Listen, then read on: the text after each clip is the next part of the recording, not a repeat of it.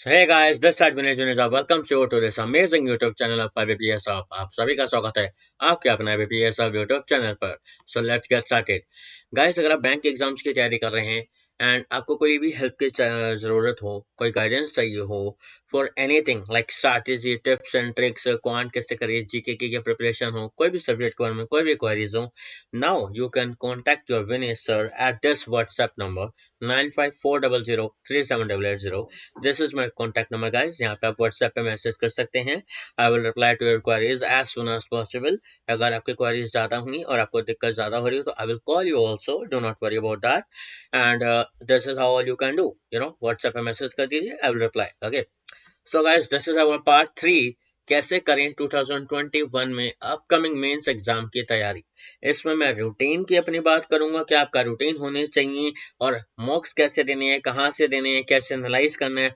पूरी full flashed planning है. तो अगर गाइस आपने पूरे पार्ट 1 एंड 2 देखे हैं तो ये 3 भी पूरा तरीके से देख के जाना. इसी वजह से आपका जो एग्जाम की तैयारी करनी है, आपको 15 से 18 दिनों के बच्चे जो हैं आपके पीओ के, वो आपका फुल फ्लैश्ड एक माइंडसेट बनाने का कि हाँ, अब मुझे और अच्छे तरीके से कैसे तैयारी करनी है. ठीक है. तो पहले बात करते हैं कि कितने मॉक मुझे देने चाहिए इन दिनों में. तो सबसे पहले एक बार शेड्यूल पर नजर डाल लेते हैं कि आपका शेड्यूल क्या कहता है. एसबीआई पीओ आपका 29 जनवरी को है और आज 11 जनवरी है, तो टोटल आपके पास 17 दिन बचे. ठीक है. एक दिन आपको बिल्कुल रेस्ट करना होता है बिफोर दैट डे. ओके. तो उसी हिसाब से देखा जाए तो आपके पास 17 दिन है. और अगर आपने एक ही इंस्टीट्यूट के मॉक टेस्ट ले रखे हैं, और मैं भी ये भी बताऊंगा बच्चों कि कौन सा आपको इंस्टीट्यूट के मॉक टेस्ट लेने हैं, तो do not worry, watch the whole video. Okay. तो इसमें अगर आपके पास एक इंस्टीट्यूट के मॉक टेस्ट हैं, आपको पता होगा कि एक इंस्टीट्यूट 10 मॉक टेस्ट देता है मेंस के, है ना. तो अगर आपके पास 10 मॉक टेस्ट हैं और 17 दिन बचे हैं, तो आपको ऐसे करना है कि हर हफ्ते 2 मॉक टेस्ट, नहीं तो 3 मॉक टेस्ट लगाने हैं. बिकॉज अगर आप 3 मॉक टेस्ट लगाते हो तो 2 हफ्तों में 6 हो गए.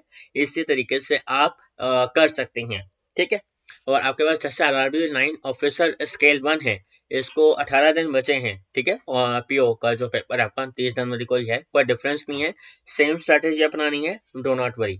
जो आरआरबी ऑफिस असिस्टेंट है, क्लर्क, आरआरबी 9 जो ऑफिस असिस्टेंट है क्लर्क का, उसका 20 फरवरी को पेपर है. तो उसके हिसाब से आपके पास 37 डेज हैं. ठीक है. तो इसमें अगर आपके पास 2 इंस्टीट्यूट के मॉक्स हैं, तो आपको यही सेम स्ट्रैटेजी रखनी है. बिकॉज अब आपके पास दिन डबल हो गए, तो आपको अब मॉक टेस्ट भी डबल लगाने हैं. ठीक है ना. तो अगर आपके पास 20 मॉक टेस्ट हैं और 37 डेज हैं, it means you have 5 weeks. अगर आप 5 या 4 मॉक टेस्ट एक हफ्ते में लगाते हो, तो 20 मॉक टेस्ट आपके ऐसे ही कंप्लीट हो जाने हैं. अब ये जरूरी नहीं है कि सारे मॉक टेस्ट आपको लगाने ही है. वो सारी बातें मैं एंड तक करूंगा. आपको पूरी वीडियो देख के ही जानी है. ठीक है. तो अब हम यहाँ पे देख लेते हैं आईबीपीएस पीओ मेंस, जो आपका 4 फरवरी को पेपर है आपका, उसमें कितना डिफरेंस है. उसमें भी 4-5 दिन का डिफरेंस हो, तो आपको वही स्ट्रैटेजी रखनी है बच्चों. अगर आपके पास 2 मॉक टेस्ट है, मतलब 2 इंस्टीट्यूट के मॉक टेस्ट हैं, तो 20 मॉक्स होगा आपके पास टोटल मेंस के. तो आपको इस चीज का ध्यान रखना है. एंड आपको अप्रोक्सीमेट आपके पास इसमें कितना टाइम है, 22 डेज है. ठीक है. तो 22 डेज में आपको कम से कम 10 से 12 मॉक टेस्ट लगाने हैं किसी भी हालत में. ठीक है. और अगर आप आईबीपीएस क्लर्क मेंस की तैयारी कर रहे हैं, आपके पास 46 डेज हैं. तो अब आपको यहाँ पे क्या स्ट्रेटेजी अपनानी है. अब आपको मॉक टेस्ट कम अटेम्प्ट करने हैं, because you have enough time to prepare पहले. ठीक है ना. इनफ टाइम है आपके पास प्रिपेयर करने के लिए for the worst conditions also. तो इसीलिए यहाँ पे आपको मॉक टेस्ट का फ्रीक्वेंसी कम कर देना है. मतलब आपको सिर्फ 2 मॉक टेस्ट लगाने हैं पर वीक, बिकॉज आपके पास 46 डेज हैं. It means you have more than 6 weeks to prepare. तो आप अगर एक हफ्ते में 2 मॉक्स भी लगाएंगे, तो अप्रोक्सीमेट 12 से 15 मॉक टेस्ट आपके हो जाएंगे. तो इतने ही आपको उस लगाने हैं. अब ये नहीं है कि आपको 12 मॉक टेस्ट पूरे फुल फ्लैश लगाने हैं. इसीलिए मैं कह रहा हूं दोबारा से, एक बार ढंग से सुन लो. मॉक टेस्ट के बारे में सारी जानकारी अभी मिलेगी, एक बार प्यार से सुन लो. ठीक है ना. आपको 46 डेज हैं, तो कम से कम 12 से 15 मॉक टेस्ट लगानी है. बस इससे ज्यादा नहीं लगाने हैं आईबीपीएस क्लर्क मेंस के लिए, because that is more sufficient. You know ये मोर देन सफिशिएंट है। क्यों? बिकॉज इसमें इतने सारे क्वेश्चंस आ जाएंगे जो कि बहुत ही ज्यादा आपके लिए प्रैक्टिस के लिए सही है, और आपके पास दिन भी बहुत है यार। इतने मॉक टेस्ट लगाने की जरूरत ही नहीं है अभी स्टार्टिंग में तो। बिकॉज आई नो 12 दिसंबर को आपका पेपर हो चुका था बीपीएस क्लर्क का प्रीलिम्स का, और आपके पास अब 12 जनवरी आ गया है, एक महीना हो चुका है। एंड मैं सोचता हूँ, मुझे लगता है कि जो बच्चा क्लर्क मेंस के लिए सीरियस था तो उसने अपनी प्रिपरेशन 2-3 दिन के गैप के बाद अपनी स्टार्ट कर दी होगी। एंड आई होप आप अच्छे तरीके से प्रिपेयर कर चुके होंगे अपना स्ट्रैटेजी को और अपने माइंडसेट को और अपने कंसेप्ट्स को भी, जो भी आपको चाहिए थे स्ट्रॉन्ग करने के लिए, चाहे अरिथमेटिक हो, चाहे इंग्लिश हो, चाहे रीजनिंग की पजल्स क्यों ना हो। ठीक है, अगर आप ये इतना स्ट्रॉन्ग कर चुके हो तो अभी भी प्रैक्टिस ही चालू रखो। मॉक टेस्ट पे इतना ध्यान मत दो, because you have more than enough time to give the mock test. अगर आप एंड दिनों में भी लगाओगे, अगर आपने 1 से 28 फरवरी में भी लगाए, तो आप कम से कम 10 मॉक टेस्ट पे भी लगा लोगे। ठीक है, you do not have to worry at all about this, because IBPS clerk mains is too much far away, you know, बहुत ही दूर है, अभी बहुत टाइम है आपके पास। तो इस चीज का ध्यान रखना। ये मत सोचना कि मैं 20 के 20 मॉक टेस्ट लगा लूं, नो नो नो नो। आपके पास अभी टाइम है, प्रैक्टिस करते रहो। बिकॉज यहाँ पे ना बंडल में पेपर्स हो रहे हैं इस टाइम पे पीओ के। 29 को एसबीआई पीओ है, आपको 30 को आईबीपीएस आरआरबी पीओ का है, 4 फरवरी को आपका आईबीपीएस पीओ का है। तो इनके लिए टाइम कम है, तो इनके लिए इस टाइम पे जितने मॉक लगा सके तो उतना ज्यादा बेहतर रहेगा। बट हाँ, लिमिटेड लगानी है, सारे नहीं लगाने। वो मैं कभी भी रिकमेंड नहीं करता किसी भी बच्चे को किसी भी तरीके से। ना कोई रिकमेंड करना चाहेगा कि आपको सारे के सारे मॉक टेस्ट लगाने हैं। आधे लगाओ पर अच्छे से लगाओ, कोई दिक्कत नहीं है। ठीक है, अब हम आते हैं from which institutes to give mocks. इसका मतलब यह है कि कौन कौन से इंस्टीट्यूट्स के मॉक टेस्ट लगाने चाहिए। देखो, हर कोई एक बात कहता है ओली बोर्ड, मैं भी कहता हूँ ओली बोर्ड, बिकॉज ओली बोर्ड आपको वर्स्ट कंडीशन के लिए भी प्रिपेयर करा देता है। इसका मतलब क्या है कि सोचो ऐसा पेपर आ गया जो आपने कभी देखा ही ना हो, पर आपने उससे अगर सिमिलर थोड़ा बहुत ओले बोर्ड में देख लिया मॉक टेस्ट लगाते हुए, तो आपको एक आइडिया हो जाएगा कि हाँ, ऐसा कुछ क्वेश्चन मैंने करा हुआ तो ये क्वेश्चन डुएबल है, मैं एक बार ट्राई करके देखता हूँ। तो इसीलिए ओले बोर्ड आपको तैयार करवाता है for the worst condition yet to come in your mains exam. ठीक है ना? तो इसलिए ओली बोर्ड तो मेरी तरफ से रिकमेंडेड है ही। उसके अलावा कौन कौन से मॉक टेस्ट मैं आपको बिल्कुल सजेस्ट करना चाहूंगा। पहला है प्रैक्टिस मॉक, ठीक है, दूसरा है आईबीपीएस गाइड, और तीसरा है अड्डा। आपको मैं ये रैंक वाइज नहीं बता रहा। आप अर्ली बोर्ड के बाद प्रैक्टिस मॉक देते हो तो practice mock is the best, because इसमें अब आपको रियल एग्जाम पैटर्न देखने को मिलता है और लेवल भी। ठीक है ना? तो इसीलिए this is the best. Early board, practice mock या आप अड्डा का दोगे तो बहुत ही बेहतरीन है। आईबीपीएस गाइड भी बिल्कुल बेहतर है। अगर आपके पास ये नहीं है, अर्ली बोर्ड है और अड्डा है, तो इन दोनों के दे लो। अगर आपके पास आईबीपीएस गाइड और अड्डा है तो इनके दे लो। आपको इन 4 इंस्टीट्यूट में से दो इंस्टीट्यूट के मॉक टेस्ट तो होने ही चाहिए। अगर नहीं है तो कोई दिक्कत नहीं है, डो नॉट वरी। आपको मॉक टेस्ट पे ज्यादा फोकस इतना भी नहीं करना कि आप बेफालतू के खर्चे कर लो। ठीक है ना? वो चीज आपको बिल्कुल नहीं करनी है। तो अब हम आते हैं the way to give the mock test and how to analyse. अब इसका मतलब ये बनता है कि मॉक टेस्ट कैसे दें और एनालाइज कैसे करें। अब यहाँ पे दो चीजें निकल के आती हैं आप सभी के सामने।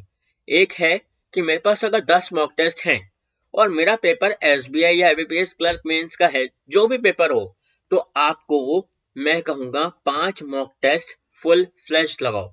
फुल फ्लैश का मतलब क्या है? सारे के सारे सेक्शन अच्छे तरीके से दो, और 5 मॉक टेस्ट को आप ऑफलाइन मोड में सबमिट करने के बाद में अटेम्प्ट करो, आराम से पूरा दिन लगा के। ठीक है, ऐसे करो। एक तो ये तरीका हो गया। या आप ये कर सकते हो कि 10 के 10 मॉक टेस्ट में से सिर्फ 2 या 3 ही लगाओ, और बाकी 7 से 8 मॉक टेस्ट जितने भी आपके पास बचे हैं उनको ऑफलाइन मोड में लगाओ। आराम से पूरा सॉल्यूशन अपने आप खुद निकालो, पहले खुद सॉल्व करो, उसके बाद सॉल्यूशन देखो। मैं हमेशा रिकमेंड करूंगा कि पहले मॉक टेस्ट खुद लगाओ, चाहे ऑफलाइन लगाओ चाहे ऑनलाइन लगाओ, बाद में सॉल्यूशन देखो। बिकॉज उससे आपको समझ में आता है कि आपने कहाँ पे गलती करी या आपको कहाँ पे क्यों ज्यादा टाइम लग गया। तो that makes a huge difference in your opinion. in your way of doing the solving the questions। तो इसीलिए आपको इस चीज का ध्यान रखना है कि मैं ऑफलाइन मोड में दे रहा हूं तो मेरी आंखें नीचे चली आएंगी, सॉल्यूशन देख लूंगा तो थोड़ा आसान हो जाएगा, नहीं, ये आप अपने खुद के साथ एक चीटिंग कर रहे हो। that is not recommended from my side to do that with yourself and with your parents also, you know, you're preparing for what, you know, for your parents, na? So that's why you have to be very aware of the fact that you have to solve the questions first of all by yourself, either you are doing this in online mode or offline mode, ठीक है, आपको इस चीज का ध्यान रखना है। तो आपको ऑनलाइन, मैं आपको एक बार दोबारा बता देता हूँ, एक वे ये है बच्चों कि अगर आपके पास 10 मॉक टेस्ट हैं तो 5 लगाओ और 5 अपने आप ऑफलाइन मोड में सॉल्व करो। 5 ऑनलाइन लगाए, उसको एनालाइज कैसे करना है अब मैं उसकी बातें बताता हूँ। आपने 5 मॉक टेस्ट अच्छे तरीके से लगा लिए, ठीक है, अब आपको एनालाइज क्या क्या करना है।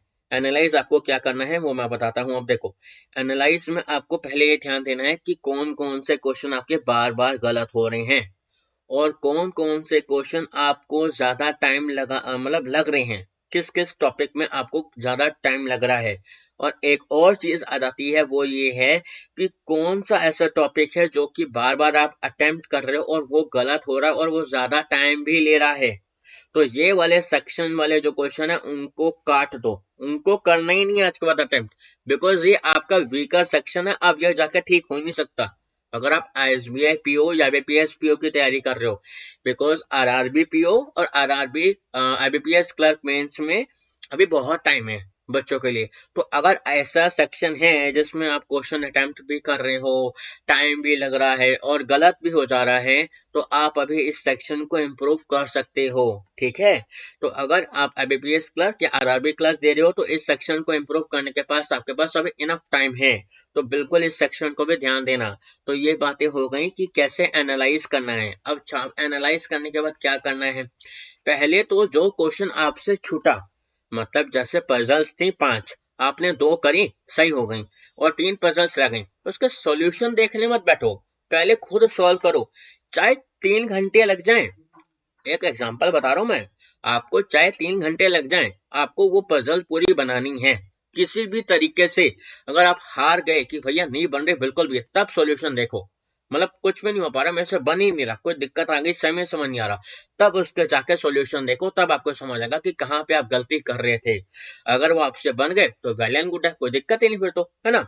ऐसे ही आपको सारे क्वेश्चंस का ध्यान रखना है, चाहे इनपुट हो, इनपुट आउटपुट हो, कोडिंग डिकोडिंग हो, ठीक है ना, डाटा सफिशिएंसी हो, और आपके जो भी अजम्पशंस और वो लॉजिकल रीजनिंग वाले क्वेश्चंस होते हैं उनको पहले खुद बनाओ दोबारा से ऑफलाइन मोड में, और उसके बाद उनका सॉल्यूशन देखो। अगर वो सही है तो ठीक है, नहीं है तो उसका सॉल्यूशन समझो कि वो वहां पे क्या कहना चाह रहा है, इनपुट आउटपुट में उसका उन्होंने कैसे डिकोड करा हुआ है, उस टॉपिक को समझो फिर, और पजल्स उन्होंने कैसे सॉल्व करी हुई है उस तरीके को समझो फिर, ठीक है ना। इस तरीके से आपको ऐसे डील करना है, ये नहीं कि हाँ मैं बस पढ़ लेता हूँ, एनालाइज कर लेता हूँ, मैं देख लेता हूँ क्या क्या कहाँ क्या गलतियां हुई, नहीं, आपको प्रॉपरली एनालाइज करना आना चाहिए, तभी आप उस सेक्शन को इम्प्रूव कर सकते हो इन द अपकमिंग डेज, ठीक है। अब हम आते हैं कि अगर आपके पास 20 मॉक टेस्ट हैं तो तब क्या करें, और मेरा IBPS क्लर्क मेंस का पेपर है, SBI PO ये PO कोई है ही नहीं, या RRB क्लर्क है, चलो ठीक है। अब आपको क्या करना है, 7 से 8 मॉक टेस्ट पूरे लगा लेने हैं, ठीक है, और बाकी के 10 से 12 मॉक टेस्ट या 12 से 13 मॉक टेस्ट जितने भी बचे हुए हैं उनको ऑफलाइन मोड लगाना है। और ये नहीं है कि टाइमर सेट करना है, ना ना ना ना ना, आपको पूरा टाइम दे देना है, जितना आपको टाइम लग रहा है हर एक क्वेश्चन को सॉल्व करने में, do not worry, because you are practising ना, प्रैक्टिस करोगे तो आपको हैबिट पता चलेगा ना कि आप कितना टाइम लगा रहे हो, कौन सा क्वेश्चन आपसे नहीं बन पा रहे हैं उसके दोबारा से प्रैक्टिस करोगे, सिंपल एज दैट, है ना। तो आपको इन मॉक टेस्ट को ढंग से लगाना है, टाइम देना है अच्छा खासा, जितना टाइम लग रहा है लगने दो, टेंशन मत लो, कोई बात नहीं, 1-2 दिन वेस्ट हो जाएंगे कोई बड़ी बात नहीं है, आपके पास बहुत टाइम है। अगर क्लर्क की बात करें तो PO के लिए रिकमेंडेड नहीं है, ऐसा मत करना, बहुत गंदे तरीके से आपका टाइम वेस्ट होगा, बिल्कुल मत करना, ठीक है।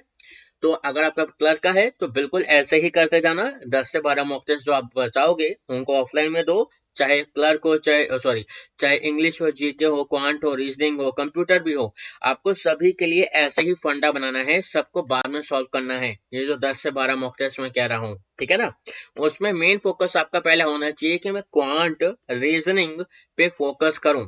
इन दोनों सेक्शन को पहले पूरा बना लो, उसके बाद मैं इंग्लिश पे जाऊं, ठीक है। और हाँ, एक और इम्पोर्टेंट बात बच्चों, कि आपको जीके में एमसीक्यूज मिल गए, तो क्विजेस मिल गए, कहाँ कहाँ से पढ़ना है, करंट अफेयर्स का आपको मैंने सब बता दिया। अब एक और बोनस पॉइंट है आपके पास, क्या, वो ये है, जब आप 20 मॉक टेस्ट के क्वेश्चंस को सबमिट कर दोगे, चाहे आपने 7 अटेम्प्ट करे और 13 ऑफलाइन अटेम्प्ट करे, तो उसमें भी तो क्वेश्चन मिले आपको जीके के, उनको भी याद करो। अगर याद है तो रिवाइज करो, एमसीक्यूज की तरह। कितने ज्यादा बंडलों में आपको क्वेश्चन मिल गए उसके अंदर, बहुत सारे, मतलब तकरीबन मैं काउंट भी नहीं कर सकता, इतने सारे क्वेश्चन आपके बन जाएंगे, इतने अच्छे खासे लेवल्स के, और ऑली बोर्ड के तो और ही अच्छे लेवल के होते हैं खास तौर पे। तो अगर आपने ऐसे करा है, 10 मॉक टेस्ट में से 5 लगाए और 5 करे, तो वो 5 तो आपको याद होनी ही चाहिए किसी भी हालत में। और 5 मॉक टेस्ट जो आपने ऑफलाइन मोड में सॉल्व करे हैं, उनके भी जीके के क्वेश्चन आपको याद करने हैं, एमसीक्यूज को रिवाइज करना है हर दिन, ठीक है। और कंप्यूटर अवेयरनेस का भी बिल्कुल ऐसा ही फंडा रहेगा, जो भी क्वेश्चंस होंगे, चाहे पीओ मेंस हो, चाहे आरबी पीओ मेंस हो, तो उसके अंदर भी आपको इसी तरीके से क्वेश्चंस को सॉल्व करना है। जैसे आपका पेपर खत्म हो गया, तो फिर आपने बाद में जो भी आपके एमसीक्यूज हो, उनको तो आपने अटेम्प्ट कर लिया, जो गलत होगा आपने उनको रिवाइज कर लिया, समझ लिया। और जो बचे हुए हैं, जिनको ऑफलाइन मोड में सेव करा आपने, ऑफलाइन में मतलब सबमिट करा है और सॉल्व करा है क्वेश्चंस को, उनके भी क्वेश्चंस को आपको याद करना है और रिवाइज करते रहना है हर दिन, ठीक है। इसी तरीके से आपको डील आउट करना है विद ईच एंड एवरीथिंग, ठीक है। तो अब हम आते हैं नेक्स्ट पोर्शन पे, कि अब मैं 15 से 18 दिनों के अंदर अपना क्या रूटीन बनाऊं, कि मेरा रूटीन टायरिंग भी ना हो, कि मेरी तबीयत ही खराब हो जाए, और सफिशिएंट टाइम मिले to prepare very well, and मेरा जो कोई भी पेपर हो, चाहे पीओ हो, चाहे एसबीआई पीओ हो, चाहे एबीपीएस क्लर्क मेंस हो, अच्छे तरीके से क्लियर हो जाए विदाउट एनी डिस्कम्फर्ट, ठीक है ना। तो यहाँ पे मैंने एक वेरी रियल टाइम बताया है, जो मैं खुद फॉलो करता रहा था। It's not a joke at all, ये इतना टाइम आपको देना पड़ेगा कम से कम हर दिन। ये 12 घंटे का स्केड्यूल है, 12 से 15 घंटे अगर आप पढ़ोगे, तो एसबीआई पीओ मेंस क्लियर होने के चांसेस हायर हैं। हाँ, आपने अगर क्वालिटी क्वालिटी रीडिंग करी है, क्वालिटी अच्छे तरीके से आपने मॉक्स लगाए हैं, सॉल्व करे हैं, डीआई आपने अच्छे बनाई हैं, सब आपकी तैयारी है, वो भी मैट्रिक करता है बिल्कुल। अगर आप कम से कम 15 घंटे लगाते हो और अच्छे तरीके से लगाते हो, बिल्कुल एसबीआई पीओ मेंस के चांसेस है क्रैक करने के आपके। तो अब मैं आपको बता देता हूँ कि स्केड्यूल क्या क्या है। आपको पहला दिन का पूरा बता देता हूं मैं, कि पहले दिन मतलब सुबह उठते ही पहले आपको क्या करना है। 9 से 12, मैं सोचता हूँ कि आपने अगर 8:30 बजे तक उठ गए हो, तो 9 बजे तक तैयार होकर अपना ब्रेकफास्ट कर लिया होगा, चलो 9:30 तक, ठीक है, वो आपकी मर्जी है, बट 9 बजे तक तैयार हो जाओ, जितनी आपको कोशिश हो सके। 9 से 12 आपको इंग्लिश पढ़नी है पहले, उसके अंदर कुछ भी करो, एडिटोरियल करो, प्रैक्टिस करो फ्रॉम डिफरेंट यूट्यूब क्लासेस, जो भी मैंने आपको एजुकेटर्स के नाम बताए हैं, उन सब रिस्पेक्टेड एजुकेटर्स जो भी मैंने नाम बताए थे, उनकी यूट्यूब क्लासेस देखो, प्रैक्टिस करो, लर्न करो, रिवाइज करते रहो जितनी कर सकते हो, ठीक है ना। सब एजुकेटर्स के वीडियोस को देख देख के, ठीक है। आपको पहले एडिटोरियल दोनों पढ़ने हैं, ये मस्ट है, मैंडेटरी है, मैं यही कहूंगा। उसके बाद आपको 1.5 घंटे का रेस्ट लेना है, बिकॉज आपने 3 घंटे पढ़ा है, तो अब उसका हाफ टाइम आपको थोड़ा अपने माइंड को फ्रेश करना पड़ेगा, बिकॉज अब बारी आती है कैलकुलेशंस वाली, ठीक है ना। जैसे कि 1:30 से आपको 4:30 पढ़ना है क्वांट, ठीक है। 1:30 से 4:30 मतलब 1:30 से 4:30 आपको ये पढ़ना है क्वांट। और उसके अंदर क्या है, आपका प्रैक्टिस करनी है आपको, जितनी ज्यादा अरिथमेटिक क्वेश्चंस की कर सको, कैलकुलेशंस के ऊपर आपने अपनी कमांड बनानी है, अरिथमेटिक क्वेश्चन बेस्ड डीआई आपको बनानी है, बिल्कुल ठीक है। तो ये आपका पूरा एक तरीके से स्केड्यूल होना चाहिए बच्चों, ठीक है। आपकी मर्जी है, पहले रीजनिंग करो या क्वांट करो, आपकी मर्जी है, डो नॉट वरी। आप इसमें बिल्कुल फ्लेक्सिबल प्लान है, टाइमिंग के लिए नहीं, सब्जेक्ट के लिए। बिकॉज पहले तो आपको इंग्लिश ही करनी है, मेरे हिसाब से माइंड फ्रेश होता तो इंग्लिश के एडिटोरियल आराम से पढ़े जाते हैं, तो इसलिए बाद में आपकी मर्जी, पहले रीजनिंग करो या क्वांट, आपके ऊपर है। तो जैसे क्वांट हो गई, अब आपको 1.5 घंटे का रेस्ट लेना है, तो 6 से 9:30 इसमें टाइम एक्सटेंड हो गया because of the computer subject also, ठीक है। तो 6 से 9:30 आपको रीजनिंग में पजल्स बनानी है, डिफरेंट वेरिएबल्स के एंड वैरायटीज की, हर दिन कम से कम 3 से 4। ये ज्यादा नहीं है, बहुत ही कम है, इतने कम से कम आपको बनानी है। और मुझे पता है अच्छा खासा टाइम लग जाता है बच्चों को, 20 से 25 मिनट लग जाते हैं कभी कभार एक पजल को सॉल्व करने में। मैंने खुद देखा हुआ ये होते हुए मेरे साथ, तो आई नो, बट आपको इतना टाइम देना पड़ेगा, ठीक है ना, 20 से 25 मिनट। और उसके बाद आपको क्या करना है, and all other miscellaneous topics, जो भी आपके कोडिंग डिकोडिंग मिसलेनियस में input output blood relation direction question data sufficiency, ये जो भी क्वेश्चन बनते हैं आपके, इनकी भी प्रैक्टिस करनी है यूट्यूब वीडियो से, जो भी मैंने आपको एजुकेटर्स के नाम बताए हुए हैं उन्हीं से, ठीक है। ये आपका स्केड्यूल रहना चाहिए। और कंप्यूटर का आपको आधा घंटा पढ़ाई करना है रोज 9 से 9:30, या आप कह सकते हैं 9 बजे से आपने 9:30 तक डिनर कर लिया, और वापस 9:30 से 10 तक आपने एमसीक्यूज कर लिया। और एमसीक्यूज भी वही वेबसाइट से करना जो मैंने आपको बताई हुई है, these are the best websites, ठीक है। और सेशन 2 में, पार्ट 2 में आपको दिख जाएंगी। तो यहाँ पे अब आपको 1.5 घंटा रेस्ट करना है, ठीक है। आपको कम से कम each and every day, each and every topic के बाद आपको कम से कम इतना रेस्ट करना है, because to have some peacefulness in your mind as well. So 1.5 घंटे का रेस्ट करने के बाद एक बार मैं इसको इरेज कर दूं, बिकॉज बहुत वो हो गया है। तो अब आपको 1.5 घंटा रेस्ट करने के बाद अब क्या करना है, जी के, general knowledge, current affairs.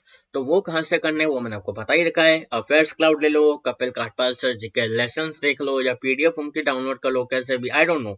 But हाँ, इन्हीं 2 वेबसाइट या इन्हीं 2 सोर्सेज से करना, तभी आपके 90% चांसेस है अराउंड 40 मार्क्स लाने के, ठीक है। अगर आपका 50 मार्क्स का पेपर है तो, ठीक है। तो आपको इतना आराम से हो जाएगा अगर आपने इनको सीरियसली रिलीजियसली हर दिन याद करा पढ़ा, ठीक है। तो आपको इनको दोनों सोर्सेस में से ट्रस्टेड सोर्स है, जिसकी आपकी मर्जी, जिसमें से पढ़ो, कोई दिक्कत नहीं है। और डेली क्विज़ेस तो आपको लगानी है, वेबसाइट्स मैंने आपको बता दी है पार्ट 2 के अंदर। और एमसीक्यूज भी कहाँ से लगाने वो भी मैंने आपको बता दिया है ना, वो भी आपको करना है। और इसमें क्या करना है, रात के 11 बजे से अप्रोक्सीमेट 2 बजे तक सुबह के आपको ये पढ़ना है। It's not a joke guys, आपको इतना पढ़ना पड़ेगा जीके के लिए, बिकॉज अगर आप क्वांट में वीक हो, और आपको पता है कि एसबीआई पीओ मेंस दे रहा हूं मैं, कोई पेपर नहीं दिया मैंने, और मुझे पता है कि मेरा क्वांट वीक है, और कोई कट ऑफ नहीं होता है इसके अंदर, सेक्शन कट ऑफ, तो आप क्वांट को बिल्कुल निगलेक्ट करके इस पे डबल फोकस कर सकते हो, 5 घंटे मैक्सिमम देके हर दिन का। तो इसमें आपके 50 में से 50 नंबर आराम से फिर बन जाएंगे, अगर ऐसे हालात हैं तो। क्वांट नहीं तो रीजनिंग वीक होगा, ठीक है ना। I am just giving an example to understand the reality guys, ठीक है। GK is giving you free numbers, बस ये है कि आपको मेहनत ट्रिपल करनी पड़ेगी फिर इसके लिए, तो खास तौर पे, ठीक है। तो ये आपका पूरा तरीके से स्केड्यूल रहेगा। अब बच्चे कहेंगे सर जब मॉक टेस्ट दें तब क्या करें, देखो मॉक टेस्ट में आपको 3 घंटे लगेंगे मेंस का देने में, चाहे क्लर्क का हो चाहे पीओ का हो, ठीक है। उसके बाद आपको 1 घंटा रेस्ट करना पड़ेगा मिनिमम। उसके बाद आपको 2 घंटे एनालाइज में लगाना पड़ेगा कम से कम, जो मेरी तरफ से आपको रिकमेंडेशन मिलेगा। तो टोटल 6 घंटे तो ऐसे ही गए। अब उसके बाद क्या करें, उसके बाद आपको कुछ नहीं करना, उसके बाद आपको दोबारा से रेस्ट करना है 1 घंटे का। टोटल 7 आवर्स का आपका ऐसे टाइम वेस्ट हो गया, वेस्ट नहीं हुआ है, इन्वेस्ट हुआ है, बिकॉज आपको जो क्वेश्चंस मिलेंगे आप उनको ऑनलाइन सॉल्व करोगे। तो एक्चुअली बच्चों उस दिन आपको क्या करना है, मैं आपको बातें बता देता हूँ। आपको पहले 2 घंटे लगाने हैं क्वेश्चंस को एनालाइज करने में, कौन कौन से गलत हुए। अब उस दिन आपने English, quant, reasoning, GK, computer, सब सेक्शंस के जो भी आपसे क्वेश्चन छूटे थे उनको नोट डाउन करना है, उन्हीं क्वेश्चंस को दोबारा से सॉल्व करना है। अप्रोक्सीमेट 2 आवर्स कम से कम, मैं कहता हूँ 2 से 3 घंटे आराम से लग जाएंगे। तो उस दिन में बचा क्या, कुछ नहीं बचा, बहुत टाइम वेस्ट हो गया और आप थक भी गए होंगे। तो आपको उस टाइम पे क्या करना है, लाइट काम करना है, हल्का काम। इंग्लिश का एडिटोरियल पढ़ लेना रात को, और उसके बाद जीके पढ़ लेना 2 से 3 घंटे बस, और कुछ नहीं। दैट्स इट, बिकॉज आपने क्वांट और रीजनिंग की प्रैक्टिस अच्छी खासी कर ली मॉक टेस्ट के अंदर ही, ठीक है। इस तरीके से आपको ये पूरा सॉल्व करनी है, ठीक है। अब मेन बात आती है कि मैंने बहुत बोल दिया, रिसोर्सेज बता दी कि, पर आईबीपीएस हब एज अ मतलब यूट्यूब चैनल विनय सर क्या करेंगे आप सभी के लिए इन आने वाले दिनों में। मैं आप सभी के लिए मेमोरी बेस्ड पेपर लेके आऊंगा रीजनिंग और इंग्लिश का, और आपके सामने मैं पैटर्न लाऊंगा कि क्या पैटर्न आया था आपका पिछले साल, क्या पैटर्न इस बार आ सकता है। और तो और आपके सामने कुछ न्यू लेवल के क्वेश्चंस लाऊंगा, और अच्छे लेवल के क्वेश्चंस लाऊंगा रीजनिंग और इंग्लिश के लिए, और जीके के लिए भी मैं कोई क्विज कंडक्ट करवाऊंगा इसी नंबर पे 9540037880 पे। यहाँ पे हम एक ग्रुप बनाएंगे जल्दी, आने वाले 5-6 दिनों के अंदर मैं आपको बता दूंगा। एंड वहीं पे आपको हर चीज हर दिन जीके के क्विजेस मिलेंगे। इतना मैं बिल्कुल कर सकता हूँ, बिकॉज वन मैन आर्मी तो इतना ही कर पाऊंगा ना, तो इसलिए इतना मैं बिल्कुल कोशिश करूंगा आप सभी के लिए करने की, ठीक है। तो इतना मेरा रहेगा कि मैं आपको मेमोरी बेस्ड पेपर पैटर्न और नए लेवल के क्वेश्चन रीजनिंग और इंग्लिश के प्रोवाइड करवा सकूं, जितना मैं करवा सकता हूँ IBPS क्लर्क मेंस होने तक, ठीक है। तो thanks a lot guys, I hope आपको सेशन अच्छा लगा हो। लाइक करना मत भूलना एंड कमेंट करो, आपकी कोई भी क्वेरीज हो I will reply to your queries as soon as possible. Comments on है, कमेंट कर दिया करो और आपकी कोई भी दिक्कत हो, ठीक है ना। और सेशन को शेयर करो अपने दोस्तों के साथ as much as you can. And अगर आपने सब्सक्राइब नहीं करा है चैनल को, so do not forget to hit the subscribe button right now. Subscribe करो, it motivates me to do so much hard work for all of you. And अगर आपकी कोई भी क्वेरीज हो, फेसबुक पेज पर जुड़ सकते हो www.facebook.com/IBPSsub। ये मेरा फेसबुक का पेज है, बिल्कुल आप यहाँ पे आके मेरे साथ जुड़ सकते हैं, ठीक है। कोई भी आपको क्वेरी हो कमेंट मैसेज करो, आई विल रिप्लाई। और गाइस अगर आपकी कोई भी क्वेरीज हो जिसके लिए आप मेरे साथ डायरेक्टली जुड़ना चाहते हो, तो इस मैसेज पे इस नंबर पे व्हाट्सएप पे मैसेज करो, ठीक है। और मैं उसी दिन नहीं तो अगले दिन तक आपको मैं खुद कॉल करके आपकी कॉल अटेंड करूंगा और आपसे बातें करूंगा और आपको पूरी फुल फ्लैश्ड हर एक तरीके से जैसे मैं हेल्प कर सकता हूँ आई विल डू दैट, ठीक है। Okay guys, so thanks a lot guys, take care and bye bye. And अपने माँ बाप का भी ध्यान रखो और अपना भी। Bye bye.